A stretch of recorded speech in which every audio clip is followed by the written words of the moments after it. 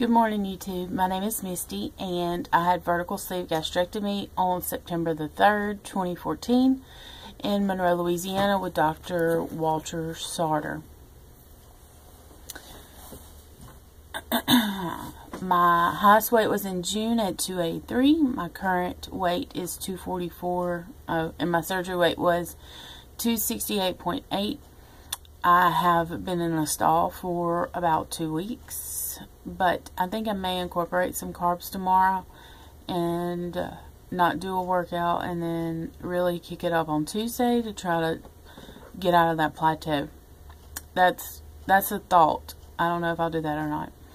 Anyway, so I originally had said or thought that I would do a YouTube video maybe every week, or at least every 2 weeks, with a weigh-in, you know, kind of reflect, etc. But I haven't done that for very many reasons. I did a pre-op video, and that's really been it. I mean, I've done other videos, but I just haven't uploaded them. I started a really intense journal, and it's just in a little notebook that I just carry around in my purse, or just keep at home. And I write down everything I eat, whatever I drink, my workout, how intense it was, what I can improve on the next time, etc. And then at the end of the day, or at the beginning of the next day, the morning of the next day, I kind of just reflect on my emotions, how I felt that day. Did I emotionally eat? Was I really hungry at the times that I ate? Was there anything that affected my mood? How to make it better, how I felt after my workout, etc. So I find that writing it versus saying it, especially on a daily basis, is more holding me more accountable, I suppose. I do want to start becoming more regular with my YouTube videos, just because I want to be able to see my expressions, if I have anything emotional going on, or really reflect back on my size at later times.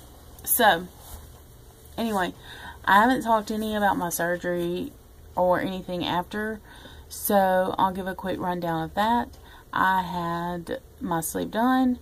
It was great. The doctor went out and told my parents and my husband that it was textbook, and that I only needed 3 incisions, which I'll show you.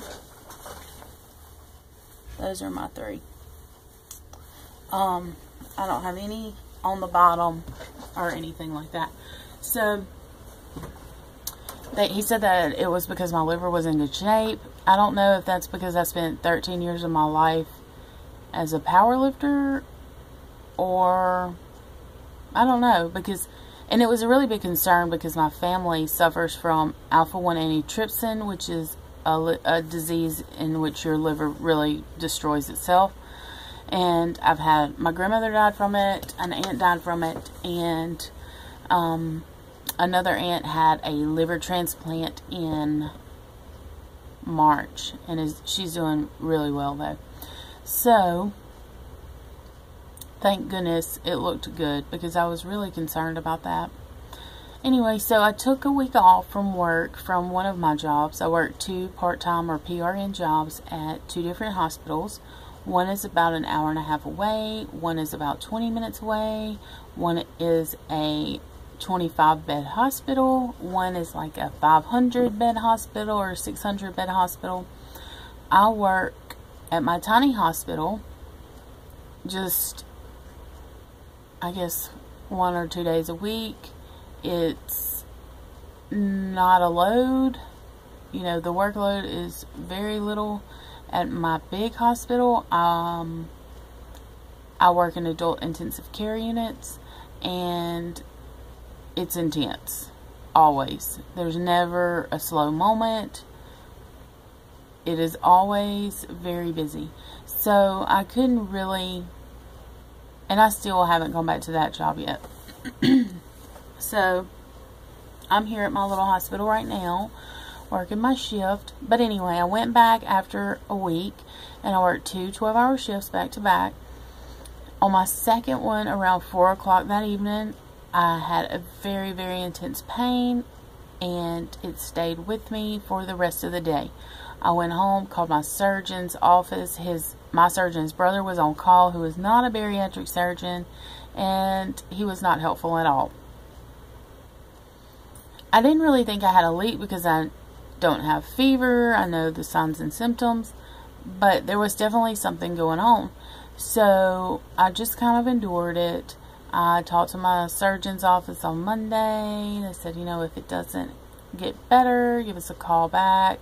But I had my 2-week appointment on Tuesday, that next Tuesday. So Monday evening I worked again because someone called in sick here at my little hospital. And we had a tragic incident that came in that involved a 3-year-old little boy who found a gun in his house and shot himself.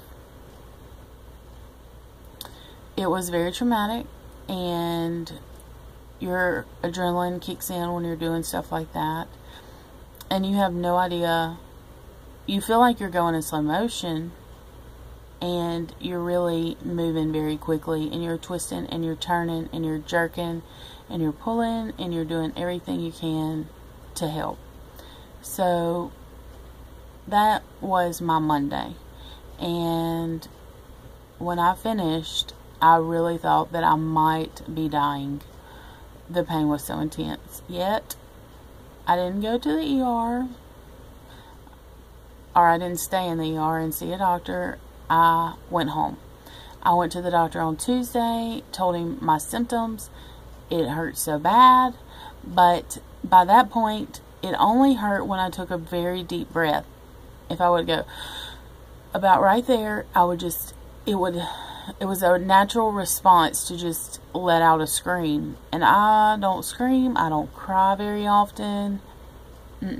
That's just, even just in traumatic moments or in intense pain, I just don't show it. I'm an internal sufferer in silence type person.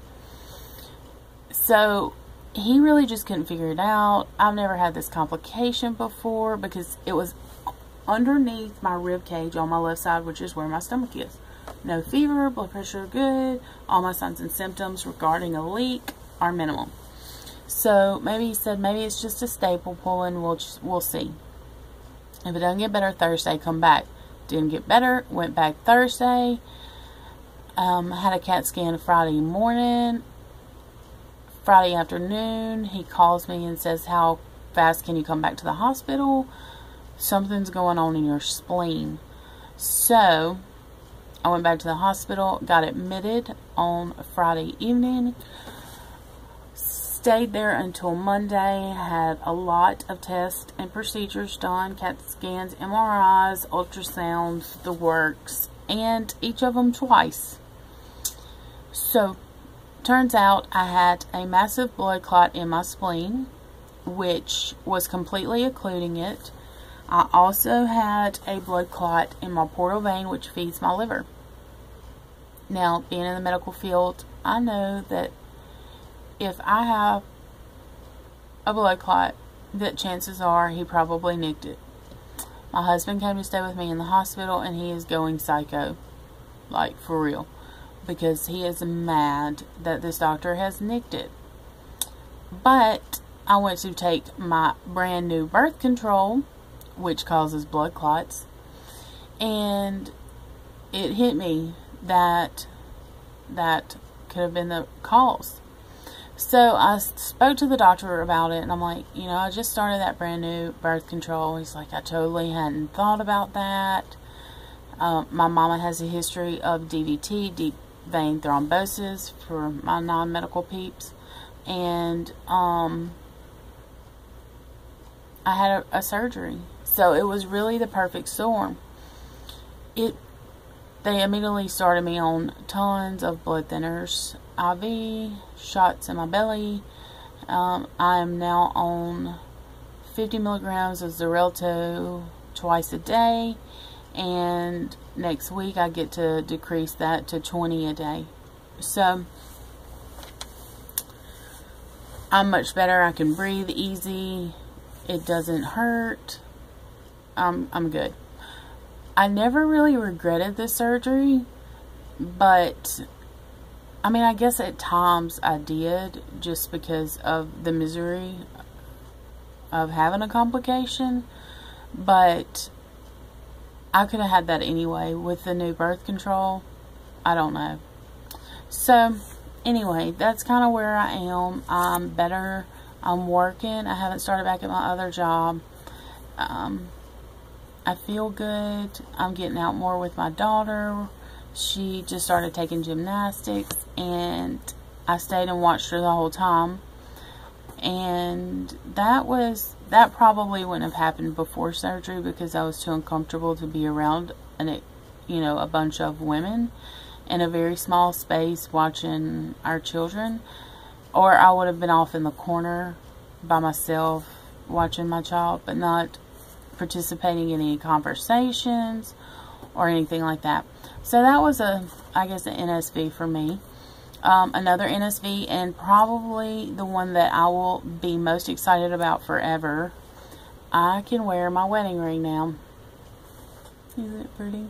I have not worn it in probably almost 3 years.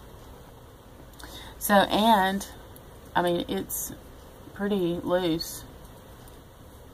So, that is huge. I have not taken it off for tomorrow will be 1 week. And there were times when I got down to where I could wear it, but I would only be able to wear it in the mornings, and by like maybe an hour later my hands were already swelling, probably from the amount of sodium and carbonated drinks and all that stuff. I could only probably wear it for like an hour. So it's even a bigger NSV that I can wear it for 6 days, and not take it off. So I'm pretty stoked about that. I'm sorry, I have a little burp hiccup that's trying to come out. Let's see, what else? I guess that's really it about right now. I am really, really enjoying, and I need to participate more in my gastric sleeve and bariatric surgery Facebook support group with Cindy Verdon. If you don't know who she is, check her out at cindyverdon.com. She is amazing, and I love her videos and her spirit, and she really just radiates Jesus. Like, she really does. And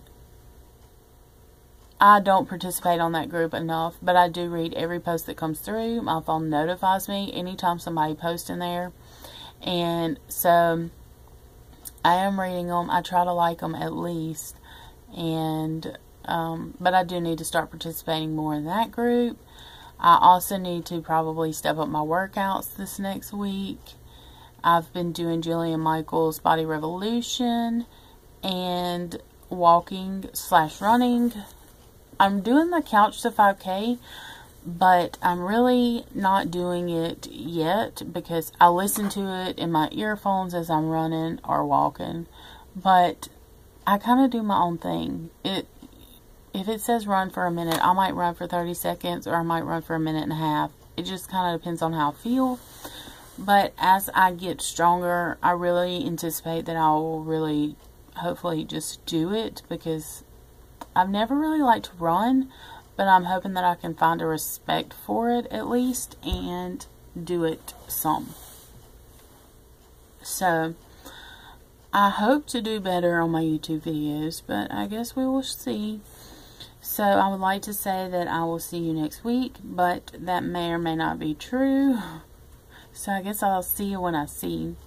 Anyway, I think I was going to thank everybody for my little group that has been so supportive of me anytime I've posted.